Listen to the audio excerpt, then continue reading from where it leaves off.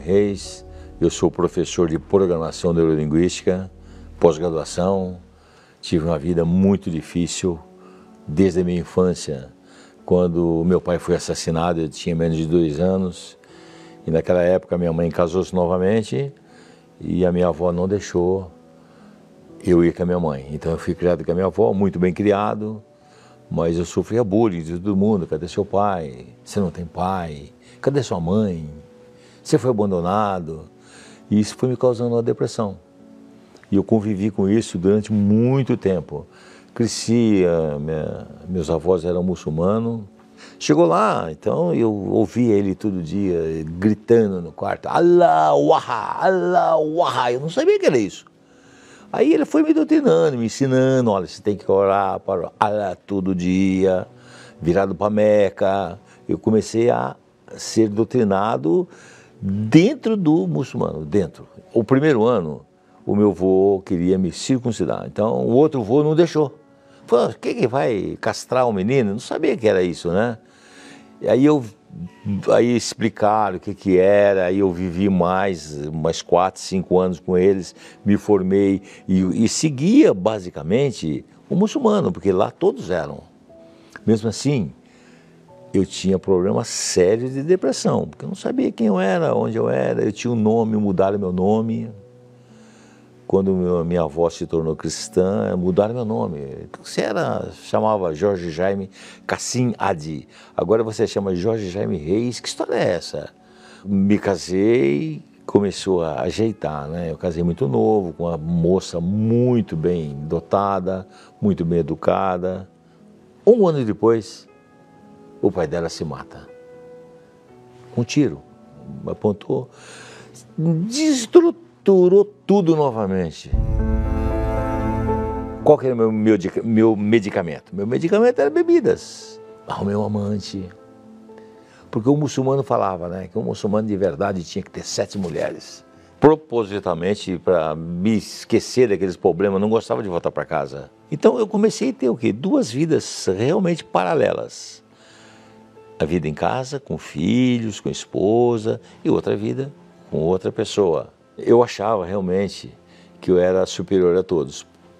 A minha vida totalmente desregrada, dividida, esmigalhada, e eu venci.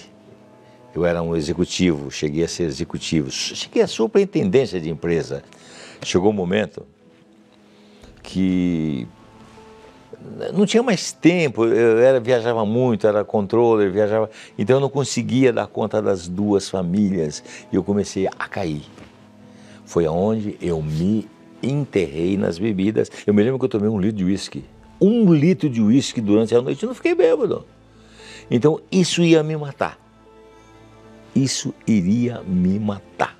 Comecei a perder o controle, comecei a afundar. Eu comecei a dizer, onde eu vou parar se eu perder os meus filhos? A minha sogra era ligada a macumbaria, umbandismo, e ela queria se livrar, porque ela estava sofrendo muito, porque tinha perdido o marido há uns anos atrás, e ele tinha visões e tal. Ela pediu para me levar na Universal, eu não gostava da Universal. Todo mundo falava mal, né? Fake news. Eu era ligado na mídia, jornal e tal. São ladrões, são fazedores de cabeça, são um monte de coisas inadequadas que eu nem gosto de falar hoje, porque eu me sinto arrependido. Eu estava num culto lá, na hora que nós chegamos lá, tinha carro, inclusive minha esposa lembrou isso na vigília, era uma vigília de sexta-feira antes do carnaval. Aí eu até brinquei, falei, vai ter baile aqui? Onde tem um salão de baile? Tantos carros, né? Era da igreja. Cheguei lá, fiquei assustado. Falei, mas que isso? Igreja, 10h30 da noite, lotada, que isso? Bom, sentei lá, falei que ia levar minha esposa. E eu comecei a ouvir falar de Jesus. E eu comecei a querer mudar minha vida. E isso foi se revelando aos poucos. Até eu chegar um momento que eu falei, é agora. O pastor perguntou para mim, para todo mundo na igreja pequena, quem quer aceitar Jesus? Eu falei, eu quero esse Deus. Até então, como muçulmano, Jesus era quase nada, né? Muçulmano, Jesus não é nada. E até viajei para Israel uma vez, fiquei 21 dias lá, só para conhecer esse tal de Jesus. Quem é esse? Aí tem uma pregação que fizeram há muito tempo e hoje também repete, né? Isso lá em Israel, no meio dos cristãos, né? No princípio era o Verbo estava com Deus e o Verbo era Deus. E o Verbo se fez carne. Quem é que se fez carne? Aí, depois de toda essa experiência, eu resolvi crer em Jesus. Eu comecei a ler coisas. Aqui na Igreja Universal eu aprendi muito isso, que eu tenho poderes como Ele. Ele que disse, não fui eu que estou dizendo. Poderes. Eu sou a semelhança dEle, eu sou a imagem dEle. Aí eu comecei a amar esse Jesus de forma tão espetacular, mas tão espetacular. Escrevi na agenda, peguei uma agenda, escrevi toda a minha história, dei para minha esposa e fui dormir. Era lá para as 4 horas da manhã, eu acordei tomando um soco no peito, porque ela estava sendo traída e não sabia. Porque eu comecei a crer que Ele é o único poderoso. Ele é onipotente, onipresente, onisciente. E um certo dia aconteceu uma coisa comigo, e eu orando, já descendo do monte orando, como eu faço todos os dias, e eu falei assim: Senhor, eu estou já sexagenário, eu estava ajoelhado, estava chovendo, sempre nessas horas que Deus fala com a gente, né? Eu estava ajoelhado, orando, pedindo, Deus falou fortemente comigo. Eu estava pedindo prosperidade, eu queria 5 milhões de dólares para mim construir uma catedral para a nossa igreja, ajeitar a vida de todos os meus filhos, comprar uma casa para cada um e tal, tal. Aí, o Espírito Santo falou comigo: você não toma nenhum medicamento, você está casado há 43 anos, seus filhos não te dão trabalho, não bebe, não fuma, quer prosperidade maior que isso? E eu acabei ouvi tudo isso. A sua vida é aqui no altar. Tipo assim, é bom ter dinheiro? Claro! Mas a vida com o Espírito Santo é tremenda.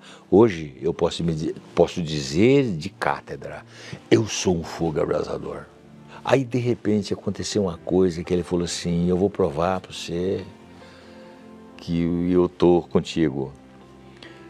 Pessoas da família, que não vou citar nomes, me chamaram, falaram assim: eu vou te contar uma coisa que eu não posso morrer sem falar isso. Você sabia que os teus filhos não são seus filhos? Você viajava muito e a sua sogra levava homens para se relacionar com a sua esposa e de lá nasceram os filhos. Eu fiquei olhando, né? Aí o Espírito Santo falando comigo: eu estou com você, eu estou com você. Aí eu falei para a pessoa: você conhece o pai deles? Por quê? Porque eu quero agradecer. Eles geraram filhos maravilhosos para mim. Me chamam de senhor, pede a minha bênção. Nunca levantaram a voz comigo. Me respeitam, são trabalhadores, honestos. Aí eu vi que o Espírito Santo estava comigo. Depois que eu recebi o Espírito Santo, eu mudei minha vida. Hoje eu sou professor graduado, pós-graduado de comunicação, faço palestras, ministro aula de programação neurolinguística, tenho os filhos formados, casados, tenho um casamento, mas nada disso é melhor que o Espírito Santo. Foi o que eu aprendi aqui na Igreja Universal. O Espírito Santo disse: sem mim, nada podeis fazer. E eu abracei isso de uma tal forma, que se eu não tivesse o Espírito Santo, eu teria pegado aquela pessoa que me denegriu perante a minha esposa, matado, chutado tudo. Se eu não tivesse o Espírito Santo, eu jamais estaria aqui na igreja, eu já estaria falando do poder de Deus para tantas pessoas. Hoje eu uso técnicas de comunicação que eu aprendi para ganhar almas. Eu sinto uma fonte de água saindo de mim que parece que vai me afogar se eu não correr atrás de almas. Hoje eu vou no albergue, hoje eu vou em comunidade, com a nossa igreja. Eu vou no Consolador, no cemitério. Eu tenho uma sede uma sede celestial de ganhar almas. A importância do Espírito Santo na minha vida é simplesmente tudo. Hoje eu certamente não daria um passo sem o Espírito Santo. O Espírito Santo fez uma pessoa excepcional, ao ponto de me qualificarem de bobo. Marido de uma só mulher, me fez o melhor pai, me fez o melhor avô. O meu netinho, esses dias atrás, me disse o seguinte: vovô, nós somos uma fusão perfeita. Eu quero, quando eu estiver bem velhinho, eu quero ser como o senhor. Isso é luxo raro, isso é um luxo raro que dinheiro não dá, amante não dá, o mundo não te dá, só o Espírito Santo dá.